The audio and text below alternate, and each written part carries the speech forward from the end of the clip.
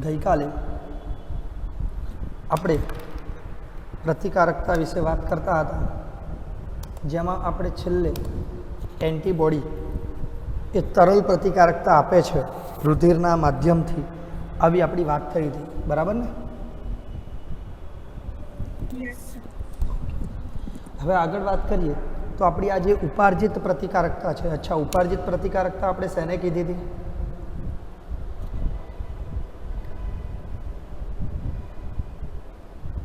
બોલો, ઉપાર્જિત પ્રતિકારકતા આપણે શેને કીધી હતી? જે શરીરમાં પહેલેથી હાજર ના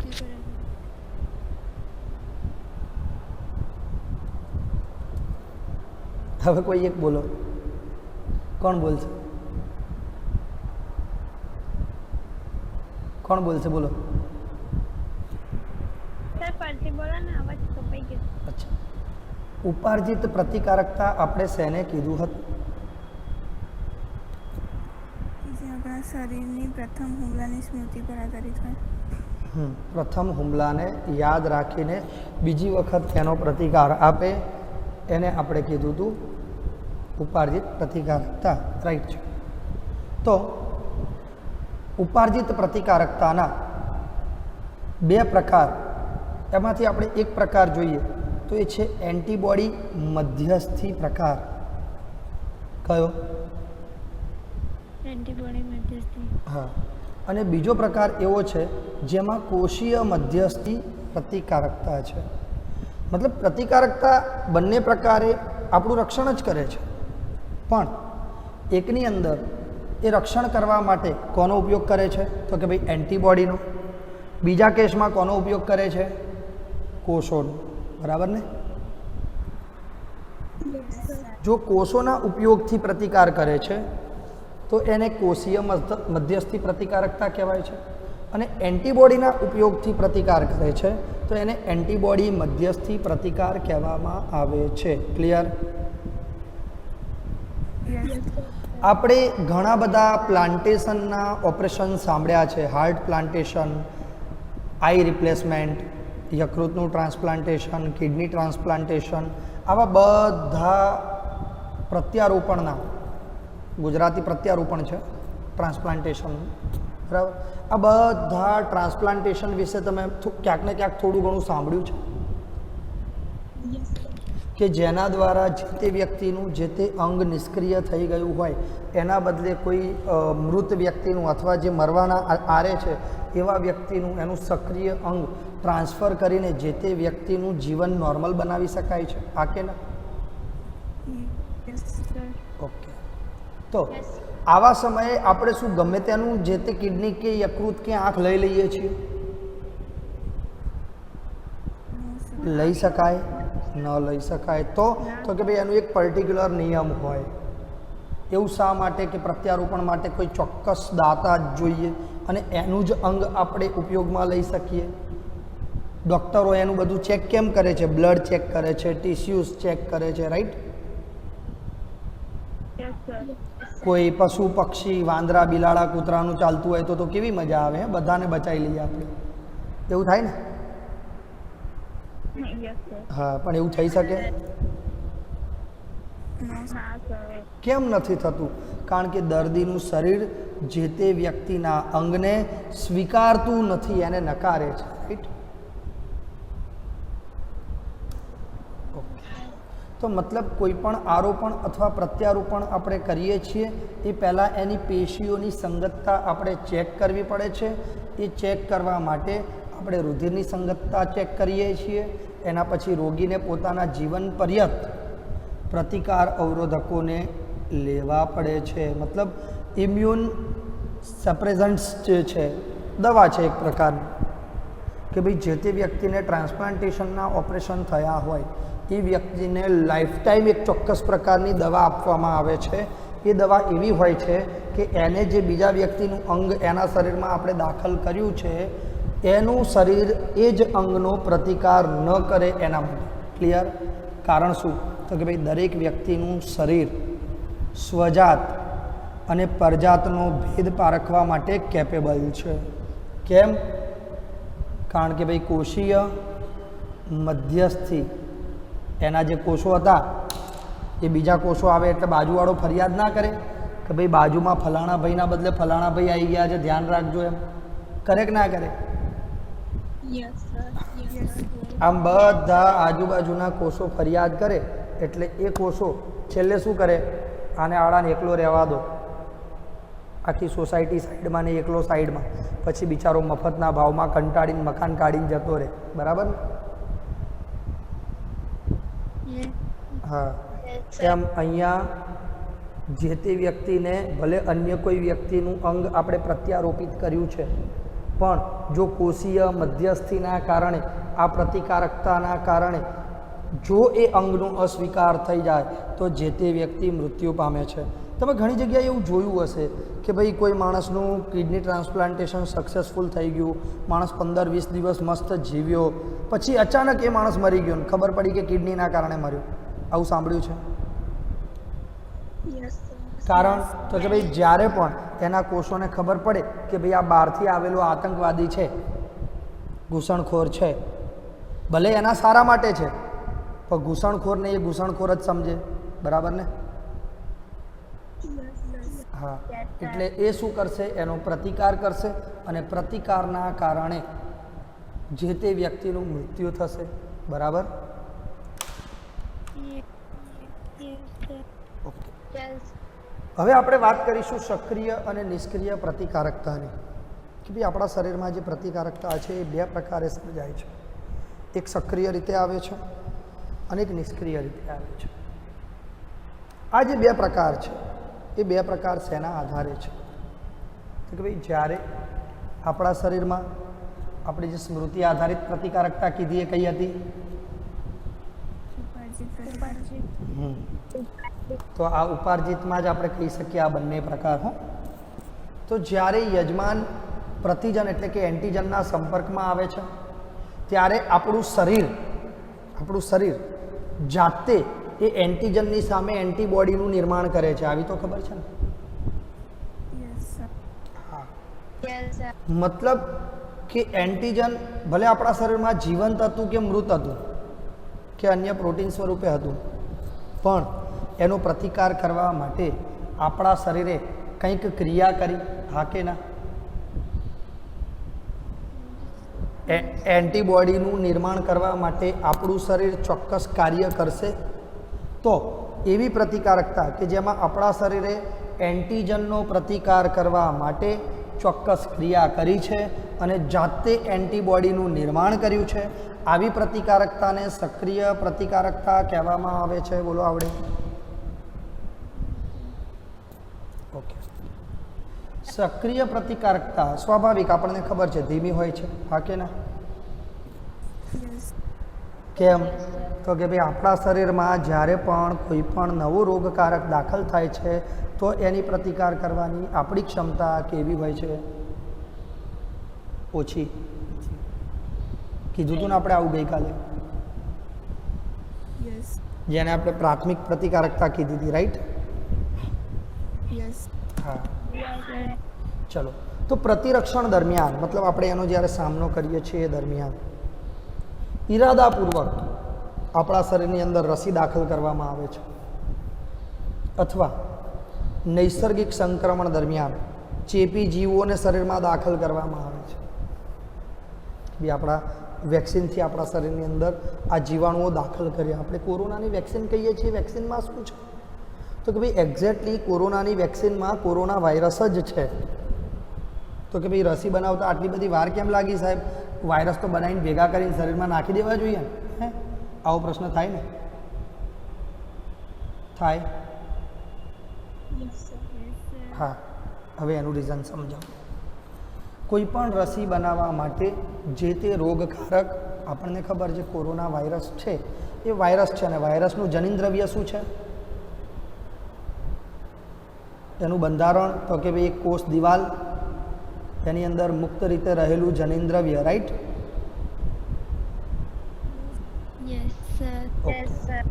તો આ જનીનદ્રવ્યને પ્રાયોગિક રીતે મેક્સિમમ લેવલે ઓછા અસરકારક અથવા તો નિષ્ક્રિય કરવામાં આવે છે.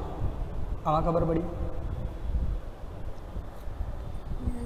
અને એ નિષ્ક્રિય અથવા ઓછા અસરકારક જે જનિનદ્રવ્યવાળો કોરોના વાયરસ છે એ આપણા શરીરમાં દાખલ કરવામાં આવે છે. એમાં પણ પાછું એક જરૂરી ડોઝ છે કે ભાઈ 3 ml કોરોના વેક્સિન 3 ml આપવામાં આવે તો જે તે વ્યક્તિને માઇનોર તાવ આવે છે અને એના શરીરમાં પ્રતિકારકતા ડેવલપ થાય છે. બરાબર. પણ ધારો કે આ 3 mlના બદલે 10 ml આપી દઈએ ને તો એ માણસને કોરોના તરત થઈ જાય. આ ખબર છે તમને? આ યાદ રાખજો કે ભલે નિષ્ક્રિય કરેલા છે પણ એ સાવ એવા નિષ્ક્રિય નથી હોતા કે આપણને અસર કરે જ નહીં. અને એટલે એનું એક પ્રોપર માપ નક્કી કરવામાં આટલો ટાઈમ લાગ્યો બેટા કે કયા માપ સુધી આપણે એને સહન કરી શકીશું. અને એ પણ માપ એવું હોવું જોઈએ કે ભાઈ ધારો કે 1 ml કરીને 10 ડોઝ થોડા અપાય છે. બરાબર ને? એક તો હા, તો એ માપ એવું હોવું જોઈએ કે જેના આધારે આપણા શરીરમાં ઓછામાં ઓછા સમયમાં મેક્સિમમ પ્રતિકારકતા ડેવલપ થાય. તો જ્યારે એન્ટીબોડીનું નિર્માણ કરવા માટે આપણું શરીર પ્રયત્ન કરે છે તો એ પ્રયત્ન આપણે સક્રિય પ્રતિકારકતામાં લઈએ છીએ. ઘણી વખત આવી સક્રિય પ્રતિકારકતા આપણે રસી દ્વારા અથવા તો નૈસર્ગિક સંક્રમણ દરમિયાન ચેપીને ચોક્કસ પ્રકારના જીવાણુઓ શરીરમાં દાખલ કરીને આપણી જાતે પ્રેરિત કરીએ છીએ, જે આપણે અત્યારે કરી રહ્યા છીએ. રાઈટ? હા. તો આ રસી દ્વારા આપણે બધા સક્રિય પ્રતિકારકતા દ્વારા કોરોનાનો પ્રતિકાર કરવા તૈયાર થઈ રહ્યા છીએ. જ્યારે શરીરની અંદર ઘણા કેસ એવા હોય કે જેમાં આપણે એન્ટીબોડી તૈયાર થવા માટે શરીરને સમય જ નથી હોતો. જેમ કે તમને નાગ કરડ્યો એ ટાઈમે તમારા શરીરમાં એન્ટીબોડી તૈયાર થવાની રાહ જોવાની? તો એન્ટીબોડી તૈયાર થાય એ પહેલાં તો લાકડા ગોઠવાઈ જાય ને? હે? હા. એટલે એવી રાહ જોવાય નહીં. તો આવી બધી પરિસ્થિતિની અંદર તાત્કાલિક એ એન્ટીજન સામેના એ એન્ટીબોડી તૈયાર થવાની રાહ નથી જોતા, સીધા ઇન્જેક્શનથી એન્ટીબોડી ભરીને એન્ટર કરી દે છે. ક્લિયર? હા. તો જ્યારે આવા એન્ટીબોડી ઇન્જેક્શન દ્વારા શરીરમાં દાખલ કરવામાં આવે ત્યારે તેને નિષ્ક્રિય પ્રતિકારકતા કહેવાય છે. ક્લિયર? હવે તમે વારંવાર ન્યૂઝમાં, સમાચારમાં, ટીવીમાં, જુદી જુદી જાહેરાતમાં બધે એક વસ્તુ વારંવાર સાંભળતા હશો, કોઈ પણ બાળકને 6 મહિના સુધી માતાનું દૂધ ફરજિયાત આપવું. સાંભળો છો? કેમ? કારણ કે એ પણ એક પ્રકારની નિષ્ક્રિય પ્રતિકારકતા છે. દૂધ સ્ત્રવણના પ્રારંભિક દિવસો એટલે 6 મહિના, જેમાં માતાના શરીરમાંથી સ્ત્રાવતું જે પીળાશ પડતું પ્રવાહી છે એ કોલોસ્ટ્રોમ છે. શું છે? કયું છે? એ કોલોસ્ટ્રોમ એન્ટીબોડી એટલે કે ઇમ્યુનોગ્લોબ્યુલિન E બહુ જ મોટા પ્રમાણમાં ધરાવે છે. ક્લિયર? અને આ એન્ટીબોડી એ ઇમ્યુનોગ્લોબ્યુલિન એ જે છે એ શિશુને સામાન્ય રીતે મોટા ભાગના બાહ્ય પર્યાવરણ દ્વારા થતા ઇન્ફેક્શન સામે રક્ષણ આપે છે. ક્લિયર? આવી જ નિષ્ક્રિય પ્રતિકારકતા ગર્ભ વિકાસ દરમિયાન ભ્રૂણને જરાયુ એટલે કે ગર્ભનાળ દ્વારા મળે છે. ક્લિયર? એમાં પણ માતાના રુધિરમાં રહેલા જે પણ એન્ટીબોડી છે એ જરાયુ એટલે કે ગર્ભનાળ દ્વારા જે તે બાળકને અથવા તો શિશુને સીધા શરીરમાં મળવાપાત્ર હોય છે. ક્લિયર? તો આ બધા નિષ્ક્રિય પ્રતિકારકતાના ઉદાહરણ હતા. હવે વાત કરીએ રસીકરણ અને પ્રતિકારકતાની. જો કે આની તો ઘણી બધી માહિતી મેં તમને ટુકડે આપી દીધી ને. હવે હું વાંચું, જ્યાં તમને જે ડાઉટ લાગે એ તમારે મને પૂછવાનું. બરાબર? ઓકે, જોઈએ ચાલો. જો કે તમને ખબર છે 11મામાં મેં ડિટેલ આપી હતી, તો 12મામાં તો રિવિઝન લાગતું હતું ને. અહીંયા એવું જ છે, જુઓ હમણાં. ચલો, રસીકરણ કે પ્રતિકારકતાનો સિદ્ધાંત એ પ્રતિકાર તંત્રની સ્મૃતિના ગુણ ઉપર આધાર રાખે છે. આમાં ખબર પડી? યસ. પેલું દ્વિતીય પ્રતિકારકતાવાળી વાત, બરાબર ને? તો રસીકરણની અંદર રોગ પ્રતિકારક પ્રોટીન, રોગકારકનું એન્ટીજેનિક પ્રોટીન, અથવા તો નિષ્ક્રિય નબળા રોગકારક તૈયાર કરીને શરીરમાં એન્ટર કરી દેવામાં આવે છે. બોલો, ક્લિયર? યસ. હવે જે પણ એન્ટીજન આપણે એન્ટર કર્યો છે એની સામે આપણું શરીર પ્રાથમિક પ્રતિકારકતા આપશે, આ કે ના? Yes sir. ઓકે. અને એ પ્રાથમિક પ્રતિકારકતા દરમિયાન જે પણ એન્ટીબોડીનું નિર્માણ થયું છે, આ એન્ટીબોડી જ્યારે આપણને વાસ્તવિક ચેપ લાગે એ દરમિયાન પણ એ રોગકારકની અસર નાબૂદ કરવા કેપેબલ બની જાય છે, આ કે ના? યસ. તો આ રસી પણ સ્મૃતિ આધારિત કયા કયા કોષો? કોષો અને ટી લસિકા. બરાબર ને? એમનું જ નિર્માણ કરશે ને. એ બંને શું કરે છે તો કે ભાઈ જે તે રોગકારકને ઓળખે છે, એની સામે એન્ટીબોડીનું નિર્માણ કરે છે, અને જેણે ઘૂસણખોરી કરી છે એવા બધા એન્ટીજનને હરાવી દે છે, હા કે ના? એક્ઝેક્ટલી આ ગૂગલ ટ્રાન્સલેશનના કારણે હરાવી દે છે શબ્દ છે. બાકી આપણી બાયોલોજીકલ લેંગ્વેજ પ્રમાણે એન્ટીજનનો નાશ કરે છે એવું આવે, હા કે ના? યસ. પણ આપણી ચોપડી, આપણી ગીતા છે, એમાં જે હોય એ જ આપણે લખવું પડે. ઓકે. જ્યારે કોઈ વ્યક્તિ એવા કોઈ ઘાતક જીવાણુઓથી સંક્રમિત થાય છે ત્યારે તેને તાત્કાલિક ધોરણે એન્ટીબોડીની આવશ્યકતા હોય છે. જેમ કે ધનુર, કોઈ પણ લોખંડ વાગે એટલે ડૉક્ટર પહેલું કામ શું કરે? ધનુરનું ઇન્જેક્શન આપે, રાઈટ? યસ. ઓકે. હવે તમને હકીકત ખબર છે કે આ ધનુર શું છે?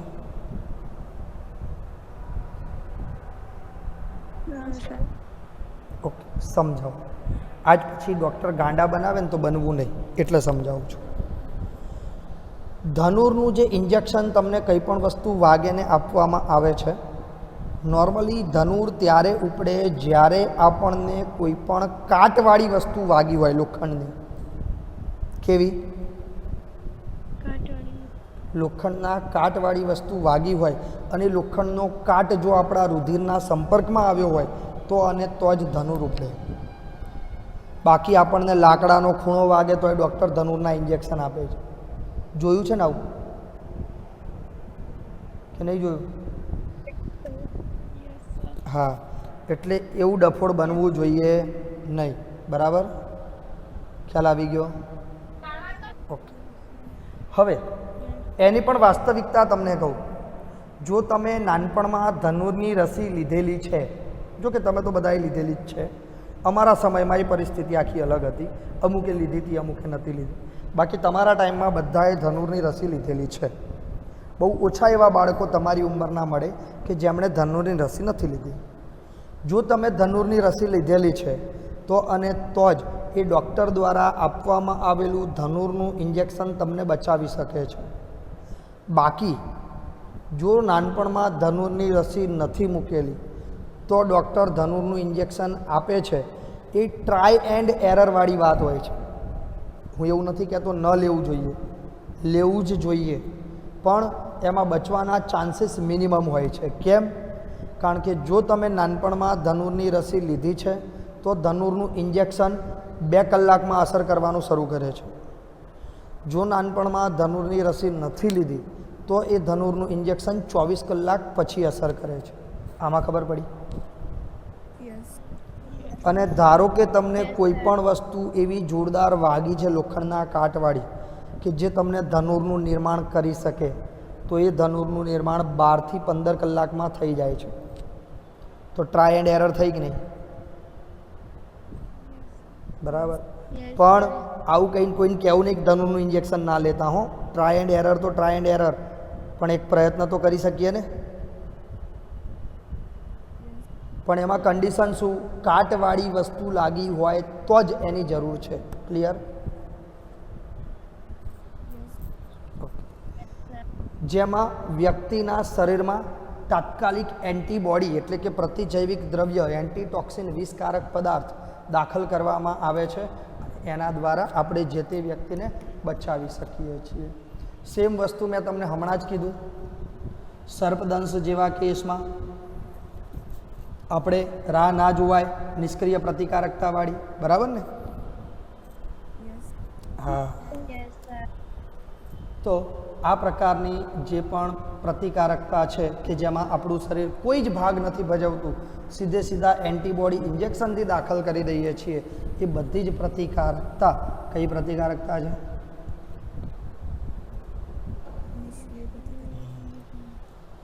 હવે વાત કરીએ પુનઃસંયોજિત ડીએનએ ટેકનોલોજી. આ પુનઃસંયોજિત ડીએનએ ટેકનોલોજી સામાન્ય રીતે આપણે લોકો ચેપ્ટર 12માં ભણીશું, અને એ ચેપ્ટરનો બેઝ આપણે ચેપ્ટર 6માં જોઈશું. એટલે આવા બધા ટોપિક મેં તમને અનેક વખત કીધું છે, હજી એક વખત રિપીટ કરી દઉં. ચેપ્ટર 6, 11, 12 સિવાય 5, 6, 11, 12 સિવાય કોઈ પણ ચેપ્ટર એડવાન્સમાં વાંચવાની છૂટ. કોઈએ ચેપ્ટર 5, 6, 11, 12ને અડીને એનું જોખમ લઈને પોતાની જાત પર ત્રાસ ગુજારવો નહીં. બરાબર? હા, મને તો ફેર નથી પડવાનો, હું તો કહી દઉં ટોપિક આવે એટલે કે ભાઈ આ ચેપ્ટરમાં જોઈશું. તમને ખબર છે ને? પણ તમે ક્યાં અટકો ખબર છે? જ્યાં સુધી એ પ્રશ્નોનું સોલ્યુશન ના થાય ને, ધારો કે હું ચેપ્ટર 6 હજી મહિના પછી ચલાવું, 2 મહિના પછી ચલાવું, 3 મહિના પછી ચલાવું, ત્યાં સુધી તમારા મગજની અંદર બરાબરનું ઘમાસાણ ચાલુ હોય.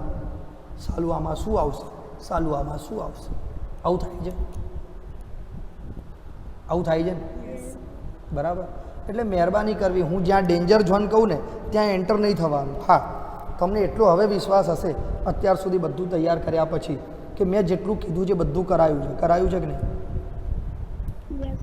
મેં તમને 11માં કીધું, એક 12માં ફલાણા ચેપ્ટરમાં આપણે આ વસ્તુ જોઈશું, તો એ ચેપ્ટર ચાલ્યા એટલે એ પ્રમાણે આપણે જોયું જ હોય. જોયું છે કે નહીં? હા. તો એટલો વિશ્વાસ રાખો બેટા કે સહેજ પણ નીક લેવલે તમને હેરાન નહીં થવા દો, એ મારી જવાબદારી. પણ એડવાન્સમાં જોખમ લઈને તમારા પોતાની જાત ઉપર ત્રાસ ગુજારવો નહીં. બરાબર? હા.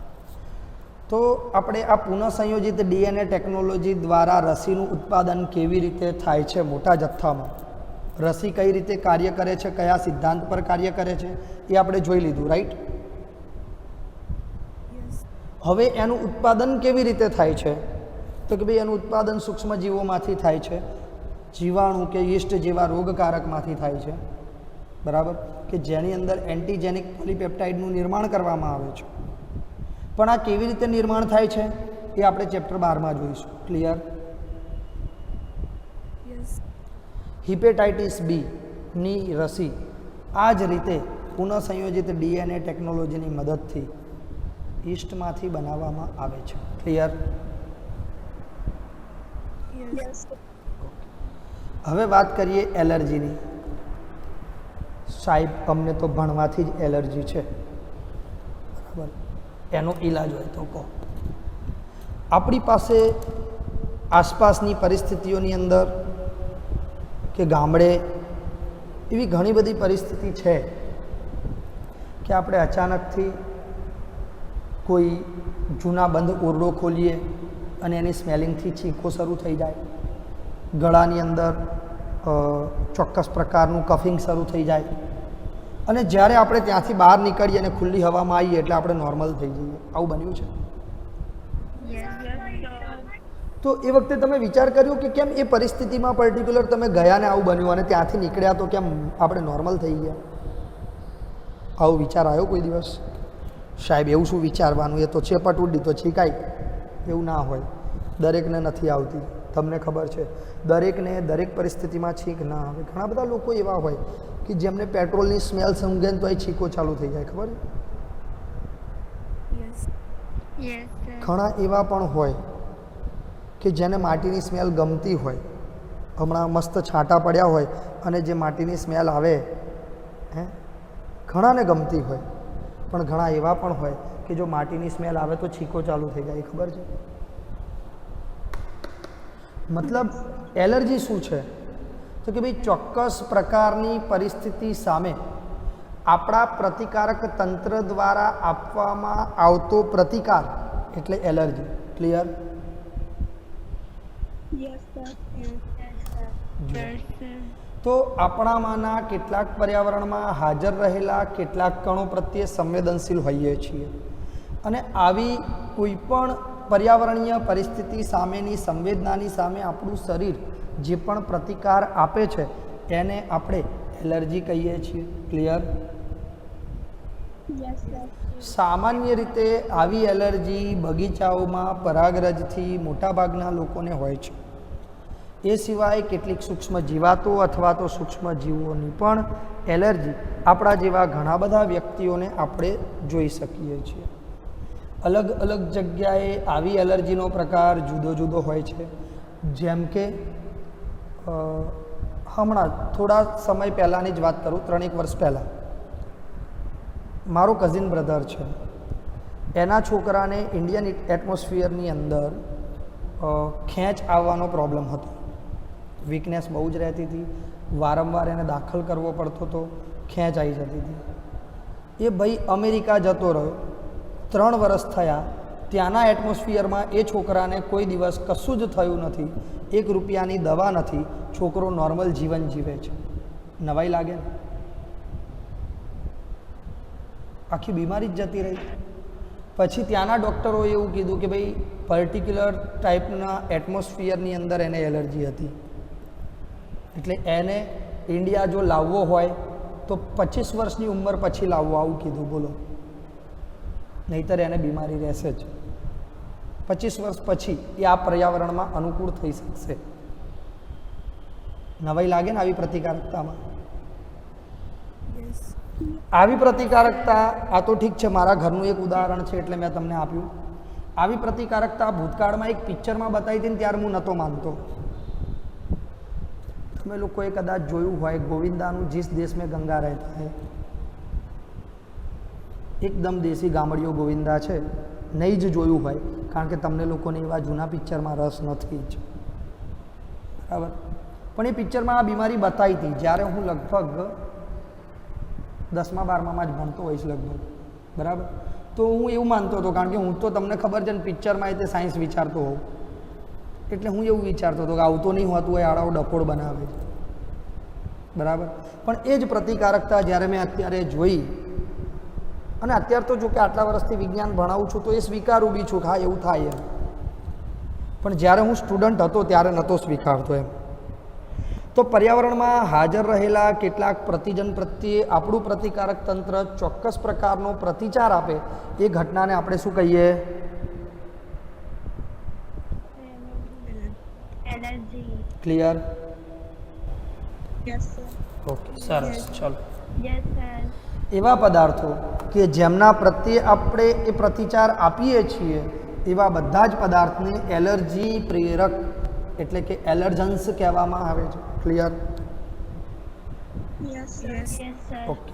આ એલર્જન્સના જે એન્ટીબોડી છે એ ઇમ્યુનોગ્લોબ્યુલિન ઈ પ્રકારના હોય છે. કયા પ્રકારના? ઇમ્યુનોગ્લોબિન ઈ. આ ઇમ્યુનોગ્લોબ્યુલિન ઈ જે છે એ એલર્જન્સના સામાન્ય ઉદાહરણમાં આપણે જોવા જઈએ તો મોટાભાગના લોકોને ધૂળમાં રહેલ રજકણો, પરાગરજ, પ્રાણીઓનો ખોડો, પેલો માથામાં થાય ને એવો, ખોળામાં બેસાડે એવો ખોડો નહીં, એ તો ખબર છે ને? હા, નહીંતર કે સાહેબ પ્રાણીઓના ખોળામાં કોણ બેસે તે એલર્જી હોય એમ. એટલે સમજવામાં ફેર હોય ને બેટા, એટલે સમજાવવું પડે. એલર્જીના લક્ષણમાં મેં તમને કીધું એમ છીંક આવવી, આંખમાંથી પાણી નીકળવું, નાકમાંથી પ્રવાહીનો સ્ત્રાવ થવો, ઘણાને શ્વાસમાં તકલીફ પડે છે, શ્વાસ ફૂલી જાય છે, ઘણાની આંખો લાલ રહેતી હોય છે ને કારણ વગરની, બરાબર? હા. તો એલર્જી થવાનું કારણ શું?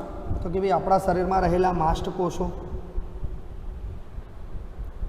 આ માસ્ટ કોષો હિસ્ટેમાઇન અને સેરોટોનિન નામના રસાયણનો સ્ત્રાવ કરે છે કે જ્યારે પણ આપણને જે તે વસ્તુની એલર્જી હોય એ વસ્તુ આપણા સંપર્કમાં આવે તો આપણા માસ્ટ કોષો સીધા સક્રિય થાય છે અને હિસ્ટેમાઇન અને સેરોટોનિનનો સ્ત્રાવ કરે છે અને આ બંને દ્રવ્યો એ છીકો આવવી કે આંખોની બળતરા થવી કે શ્વાસમાં તકલીફ પડવી આવા જુદા જુદા કારણો માટે જવાબદાર છે. ક્લિયર? હવે ધારો કે તમને કોઈ વસ્તુની એલર્જી છે કે નહીં એ ડૉક્ટર કેવી રીતે ચેક કરે? તો ધારો કે તમે એવું કહો છો કે ભાઈ મને ધૂળના રજકણની એલર્જી છે, એટલે ડૉક્ટર શું કરશે ખબર છે? જે એલર્જન્સ છે ને ધૂળના રજકણ, ધારો કે એનું થોડુંક પ્રમાણ તમને સૂંઘાડી દેશે, બરાબર? એટલે જોઈ લેશે છીકો ચાલુ થાય છે કે નહીં. ધારો કે તમારી આંખો તડકામાં લાલ રહેતી હોય તો તમને તડકામાં લઈ જઈને ઊભા કરી લેશે અને જોઈ લેશે કે તમારી આંખો લાલ થઈ કે નહીં. ખ્યાલ આવ્યો કે નહીં? સર એક સવાલ. હા બોલ ને બેટા. સર એલર્જી અને એલર્જીન્સનો શું તફાવત છે? એલર્જી એ આપણા શરીરનું પર્ટિક્યુલર રિએક્શન છે, બરાબર? અને એલર્જન્સ એ એવા ઘટકો છે કે જેની ઉપર આપણું શરીર રિએક્ટ કરે છે. સમજો કે ભાઈ એલર્જી એ છે કે ભાઈ આપણને ધૂળના રજકરણના કારણે છીંક આવી, બરાબર? એ એલર્જી. પણ એ સમયે ધૂળના જે રજકણ છે ને એ એલર્જન્સ છે. આમાં ખબર પડી? હા, એટલે કે એલર્જન્સ છે એ એલર્જી પ્રેરતા પદાર્થ છે. ક્લિયર? Yes sir. હા. અને એલર્જી છે એ આપણા શરીર દ્વારા એ પદાર્થની સામે આપવામાં આવતી પ્રતિક્રિયા છે, બરાબર? ઓકે.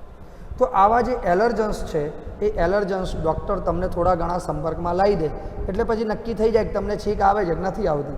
કે ભાઈ તમે તો કહો છો તમને એલર્જી છે, પણ ડૉક્ટર થોડો એમને ટ્રીટમેન્ટ કરે જાણ્યા વગર? કરે. બીજું એને એ પણ જોવું પડે ને કે ભાઈ તમને એલર્જી છે તો કેટલા પ્રમાણમાં એ જથ્થો તમારા શરીરમાં જાય ત્યારે એને છીકો ચાલુ થાય, એ પ્રમાણે ટ્રીટમેન્ટનો ડોઝ હોય ને.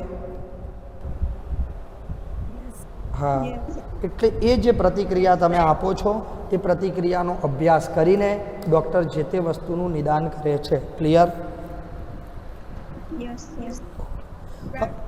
હવે ધારો કે ડૉક્ટરને ખબર પડી કે તમને એલર્જી છે એવી સાબિતી મળી ગઈ, તો ડૉક્ટર કઈ દવા આપશે? તો હમણાં જ આપણે કીધું કે ભાઈ હિસ્ટેમાઇનનો સ્ત્રાવ થાય છે, રાઈટ? એટલે પહેલાં તો એન્ટી હિસ્ટેમાઇન આપશે જે હિસ્ટેમાઇનને અટકાવે, બરાબર? પછી એપ્રિનાલિન આપે છે, સ્ટેરોઇડ્સ આપે છે. હકીકત કહું તો આ બધા જ દ્રવ્યોની સાઈડ ઇફેક્ટ્સ છે જો ઓવરડોઝ લેવામાં આવે તો. ક્લિયર? આ ત્રણ વસ્તુ એવી છે જે એલર્જીને ઝડપથી ઘટાડી શકે છે. પરંતુ આધુનિક જીવનમાં આપણને બધાને ખબર છે કે આપણા શરીરમાં એલર્જન્સ બહુ બધા છે. સૌથી પહેલું તો પ્રદૂષણ. તમને લોકોને અત્યારે તડકામાં બહાર નીકળો તો માથું પણ ભારે થઈ જશે, આંખો પણ બળશે, આવું થાય છે. આ જ વસ્તુ તમે ગામડાના ખેતરમાં તડકામાં જઈને ઊભા રહો તમને નહીં થાય. કેમ? ત્યાં સ્વચ્છ હવા છે, આપણે અહીંયા પ્રદૂષણ છે, બરાબર? તો ભારતના શહેરોમાં મોટાભાગના બાળકોની પર્યાવરણ માટેની જે સંવેદનશીલતા છે એના કારણે મોટાભાગના શહેરોની અંદર એવા અનેક બાળકો છે જે આવી જુદી જુદી એલર્જી, એના કારણે દમ, અસ્થમા જેવી શ્વાસની તકલીફોનો શિકાર બની રહ્યા છે. અને આનું કારણ શું છે? તો કે ભાઈ બાળકના જીવનની શરૂઆતથી લઈને આપણે એ બાળકને વધુ પડતું સુરક્ષિત રાખવા પ્રયત્ન કરીએ છીએ. તમે વિચારો તમારા દાદા તમારા પપ્પા એ બધા વાત કરતા હશે કે ભાઈ અમે તો ગામડે કૂવામાંથી પાણી ખેંચીને ગળ્યા વગર પી જતા હતા કે છે યસ સર.